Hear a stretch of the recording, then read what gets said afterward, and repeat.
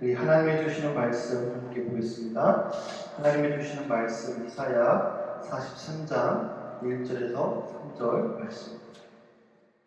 이사야 43장 1절에서 3절 우리 한 목소리로 같이 읽겠습니다. 시작. 그러나 이제 야곱아 너를 창조하신 주님께서 말씀하신다. 이스라엘아 너를 지으신 주님께서 말씀하신다. 내가 너를 성령하였으니 두려워하지 말아라. 내가 너를 지명하여 부르으니 너는 나의 것이다. 내가 물 가운데로 건너갈 때에 내가 너와 함께하고 내가 강을 건널 때에도 물이 너를 침몰시키지 못할 것이다. 내가 불 속을 걸어가도 걸리지 않을 것이며 불꽃이 너를 태우지 못할 것이다. 나는 주 너의 하나님이다. 이스라엘의 거룩한 하나님이다. 너의 구원자다. 너를 구속하겠고 너를 구속하려고 너 대신에 에티오피아와 사바를 내주겠다. 아멘.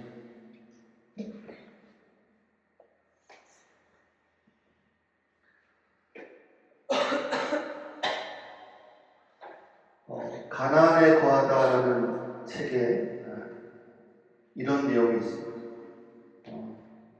광야는 그저 통과하는 곳이 아니다. 빨리 통과한다고 해도 좋은 것도 아니다.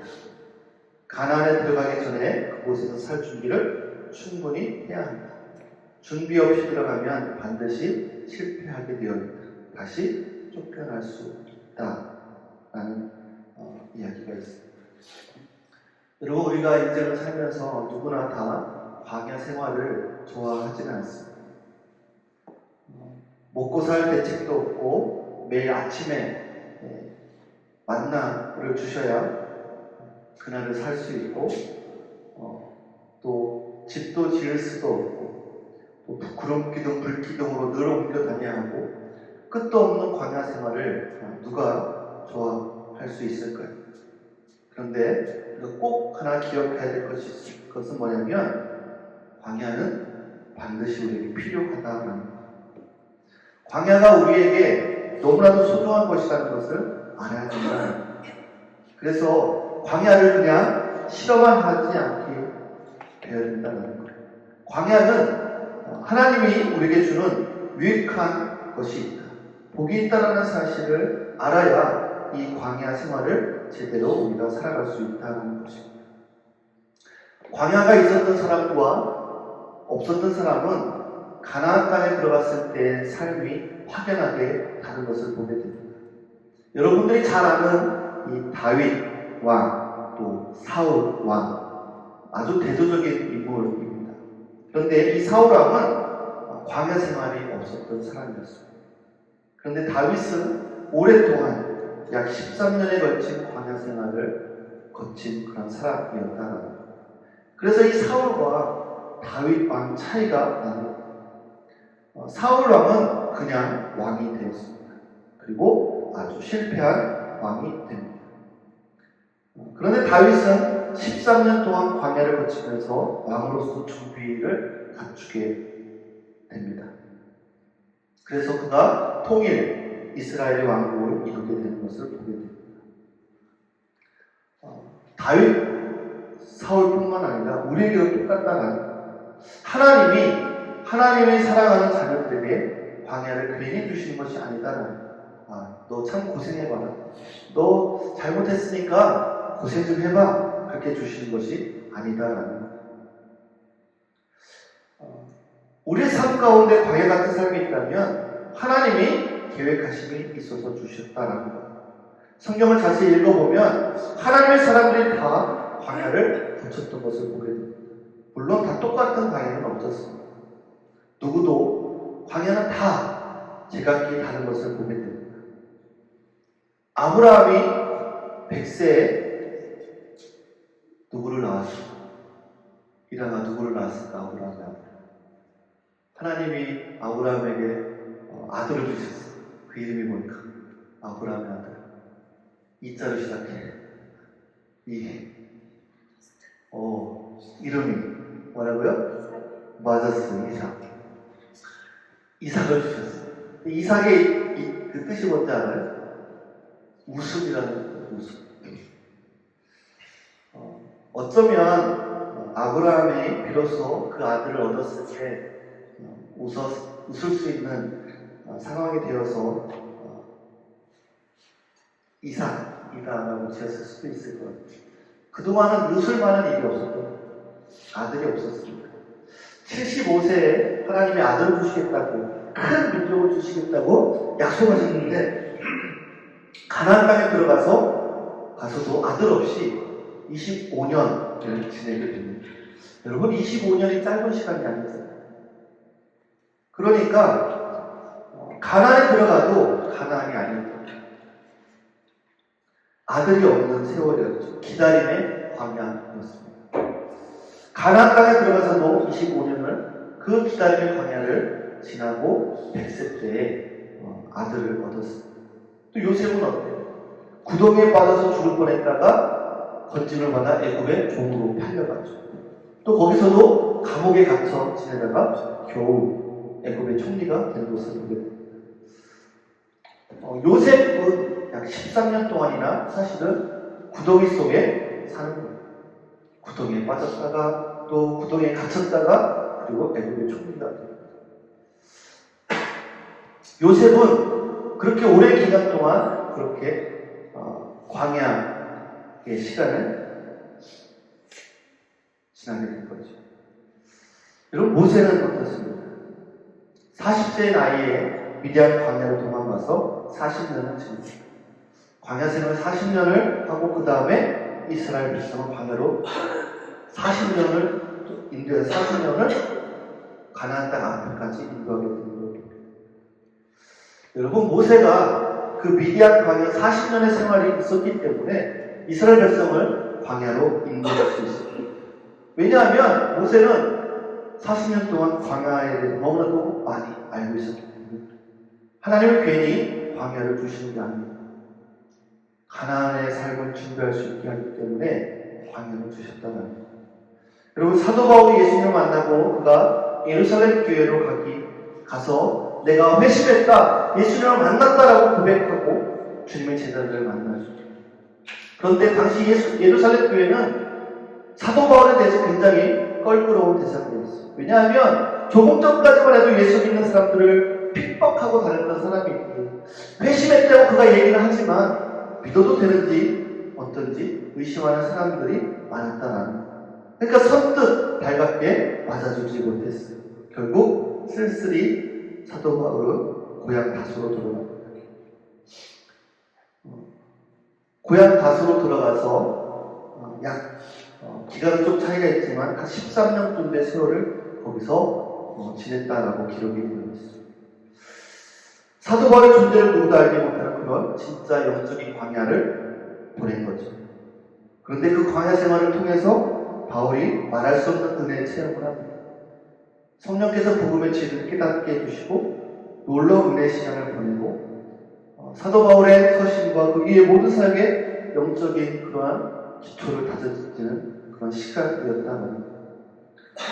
아마 여러분 한 사람 한 사람의 이야기를 들어보면 다 여러분들의 안에 그런 광야가 달리 다 있을 것입니다. 분명한 것은 누구나 다 광야를 거친다는 겁니다. 주님의 사랑하는 사람은 다 광야를 거친다는 겁니다. 그런데 그 광야가 굉장히 우리에게 유익하다라는 겁니다. 물론 힘들지만 유익하다라는 겁니다.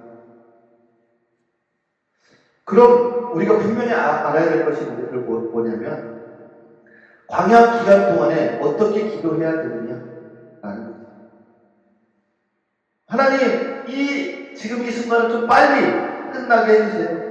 이 어려움이 좀 빨리 지나가게 해주세요. 좀 편안한 날이 오게 해주세요. 좀 마음껏 내가 좀 편하게 지낼 수 있는 좀 풍요한 때가 좀 오게 해주세요. 이렇게 기도를 하면 될까요?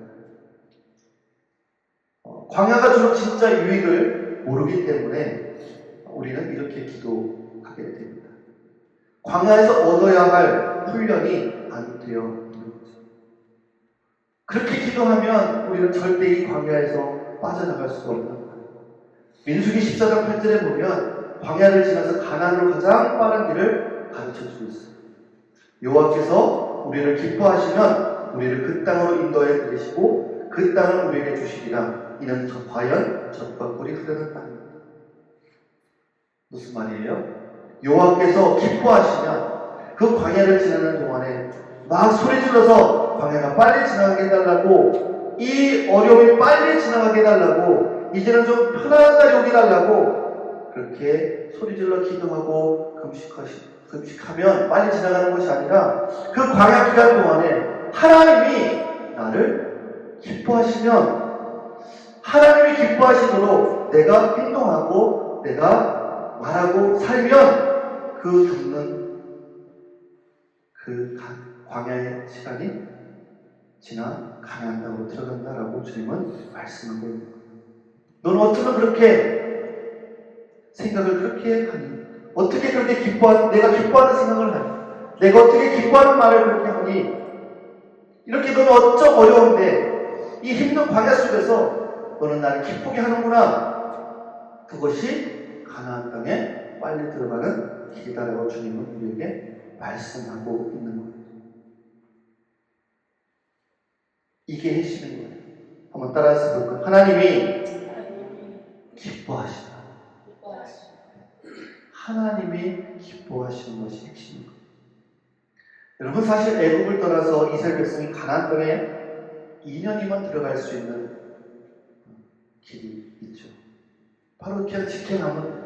그런데 애국을 떠나서 가나안 땅까지 그 많은 무리들이 가나안 땅에 들어가기까지 제일 빠른 길로 들어갈 수 있는 길이 2년이면 되었지만 그렇게 가지 못했어요. 가데스바네아에서 바로 넘어가면 가나안 땅인데 먼저 정탐꾼을 보내게 달라고 합니다. 그 가나안 땅이 정말 좋은 땅인지 들어가도 괜찮은지 좀 정탐을 해보고 우리가 좀 보고 맛을 보고 들어가게 해달라고 이야기하죠. 그래서 하나님이 정탐꾼 12를 뽑아서 갔다 오게 합니다. 근데 갔다 와서 난리가 나죠. 자, 12명의 정탐꾼 중에 긍정적인 대답을 한 사람이 2명 있었어요. 자, 누굴까요? 정탐꾼 중에 긍정적인 대답을 한 사람이 누굴까요? 네? 첫 이름이 여자로 시작하는 사람이고 하나는 갈자로 시작해요. 누굴까?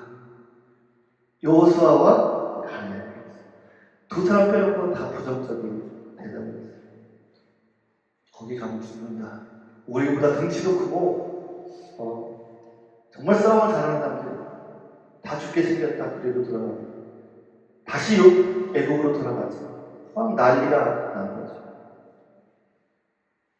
광야를 지나왔는데 가나안 땅에 들어가면 되는데 준비가 안 되고, 하나님이 기뻐하실 만한 믿음, 하나님이 기뻐하실 만한 말과 행동을 할 수 있는 사람으로 준비가 안 되고, 그러니까 결국은 원망하고 불평을 합니다.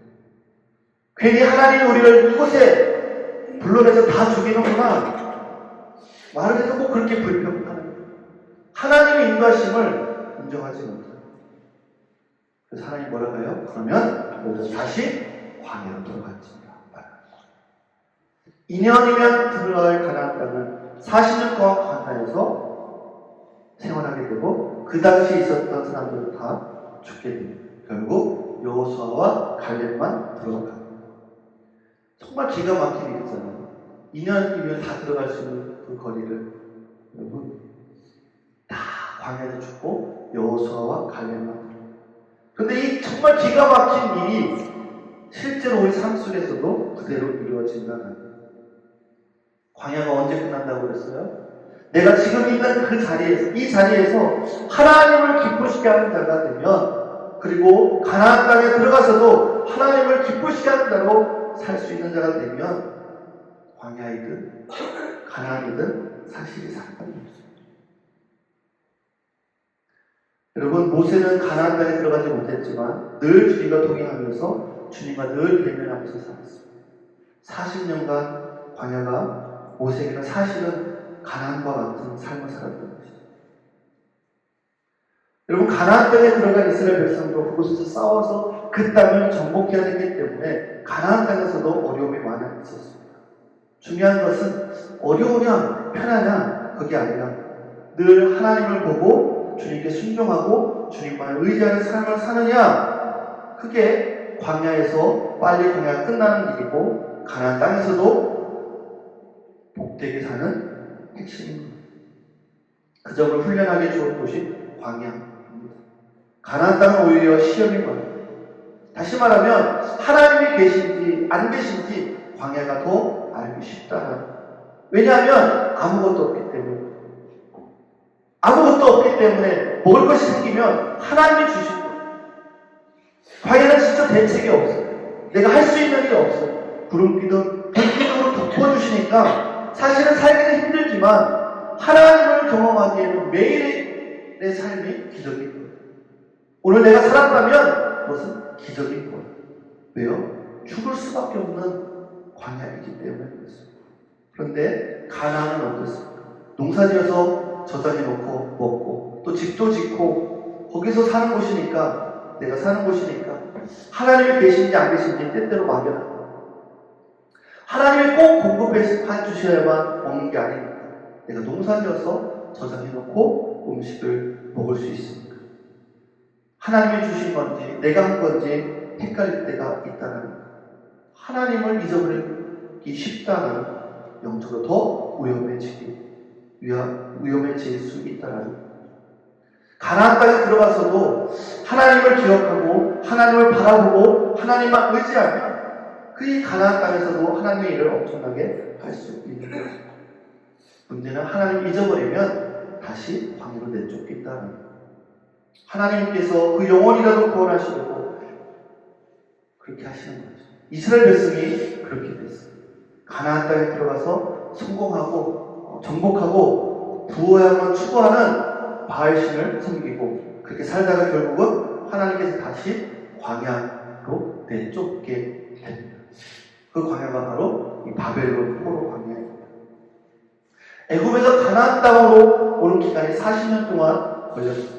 그런데 그 가나안 땅에서 우상 숭배하며 하나님을 예배하지 못해서 다시 바벨론의 포로로 가서는 되돌아오는 70년이 걸리게 됩니다. 사실 가지 않아도 되는 길을 갔던 거죠.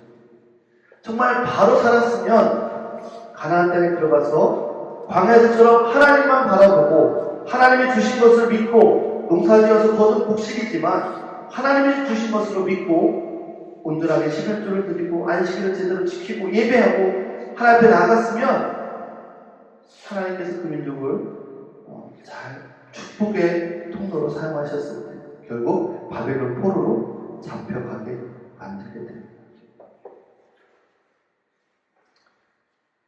여러분, 광야가 내 인생에 정말 빨리 끝나기를 조급한 마음을 가지면 기도를 해도 하나님 정말 죽겠어요. 하나님 이거 정말 빨리 끝나게 해주세요. 빨리 벗어나게 해주세요. 라고 기도하기보다는 하나님 내 인생에 왜 이 광야가 필요했을까? 하나님 저 이 광야를 통해서 하나님께서 어떻게 저를 세우실 일을 원하십니까? 제가 뭘 배워야 됩니까? 무슨 훈련을 해야 됩니까? 그렇게 기도를 하는 것이죠. 여러분 그렇게 기도할 때 하나님이 마음이 느껴지시는 게 다르지 않겠습니까? 빨리 끝나게 해주세요라는 기도와 하나님 제가 뭘 배우며 하나님께서 어떻게 나를 세워주실지 기대하는 기도와 어떻게 하나님이 반응을 하시겠습니까? 하나님이 여러분 같으면 누구의 기도를 들으시고 빨리 해결해 주고 싶을까요? 당연히 하나님을 기쁘시게 하는 기도하는 자의 삶을 하나님이 빨리 회복시키실 거예요. 그것이 필요하다는 이스라엘 백성들은요, 이 우상 섬기는 민족의 종으로 결국은 포로로 잡혀가서 살아갑니다. 그런데 다행히 이들이 다시 회개하고 돌이켜요. 그런데 성전에 갈 수가 없어요. 왜요? 다 무너졌어요. 포로로 바벨론까지 끌려왔어요. 그래서 예배드리러 갈 수가 없는 거예요. 예루살렘에서 예배를 드렸었는데 예루살렘 성전은 다 무너졌고 포로로 멀리 이방 땅에 와 있고 그래서 그들은 회당을 세웁니다. 거기서 예배 드릴 수 있는 공간을 만들어서 요즘식으로 말하면 이렇게 우리가 예배 공간을 만들어서 여기서 예배 드리는 것처럼 제사를 지내지 못하니까 하나님께 예배를 드리기 시작합니다. 그때 예배를 드렸던 형식이 지금과 비슷한 형식으로 예배를 드립니다. 근데 중요한 것은 뭐냐면 말씀이죠. 성경이죠. 예전에는 다 제사장이 레위인들이 읽어주면 말씀을 읽어주면 들었어요. 구절로 전해졌어요. 그런데 이제는 성경이 중요하다는 것을 깨닫고 구절로 전해졌던 성경을 기록하기 시작합니다. 구약 성경의 대부분이 언제 기록이 됩니까? 바벨론 포로 시절에 기록이 됩니다. 아마 이 바벨론 포로 시절을 겪으면서 이스라엘 백성들이 하나님의 말씀이 얼마나 중요한지를 깨닫게 된 거죠. 정말 이 하나님의 말씀이 어떤 의미를 가지고 있을까? 그래서 유대인들은 모세오경을 어렸을 때부터 암기했습니다. 하나님의 말씀이 얼마나 중요한지 압니다. 그래서 안식일 예배 때마다 회당에 모여서 성경을 읽고 배우고 성경을 전하고 그렇게 삶이 바뀌게 되는 것을 보게 됩니다. 신앙생활을 제대로 했던 때 바벨론 포로 시절 정말 그 광야 시절에 하나님을 찾고 또 하나님 앞에 기도하며 영적인 부흥이 일어나는 것을 보게 됩니다. 그리고 나서 그 포로기가 끝나고 다시 회복되어 돌아오게 되는 것을 보게 됩니다. 결론은 그거예요. 내 지금 현 삶 속에서 하나님이 어떻게 하면 기뻐하실까? 그렇게 살면 됩니다. 광야 같은 삶, 그 삶을 어떻게 이겨나가기 원하시는지 하나님 정확하게 주님의 뜻을 붙잡고 우리가 우리의 삶을 나갈 수 있기를 간절히 축복합니다. 너무 조급해하지 않았으면 좋겠어요. 빨리 지나가기를 기도하지 마시고 하나님 우리 인생 가운데 부딪히는 이 삶 속에서 하나님의 뜻을 발견하고 하나님을 기쁘시게 하는 그런 삶을 살게 달라고 기도할 때 하나님께서 우리 삶을 통해서 놀라운 일들을 하실 줄 믿습니다. 지금 같이 한번 기도하겠습니다.